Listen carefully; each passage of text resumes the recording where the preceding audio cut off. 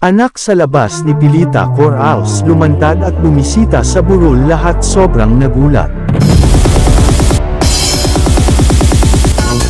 Alam naman ng lahat na sa panahon noon ng actress-singer na si Pilita Corrales ay di naman talaga makakaila ang taglay nitong kagandahan, at alindog na isa nga sa naging reason kung bakit noon ay marami ding mga sikat na aktor ang nangligaw sa nasabing actress-singer. Marahil na din sa taglay na kagandahan noon ni Pilita Corrales na inahahalin tulad sa apo niya ngayon na si Janine Gutierrez, ay talaga namang mapapawaw ka talaga sa kanya, dahil kahit nasa edad na ay talagang lumulutang pa din ang kanyang kagandahan bilang isang lola na hanggang sa ngayon ay di parang kumukupas ang kanyang ganda. At dahil lumabas ang balitang lumantad di umano ang anak sa labas ni Pilita Corrales sa burol nito na ikinagulat ng lahat.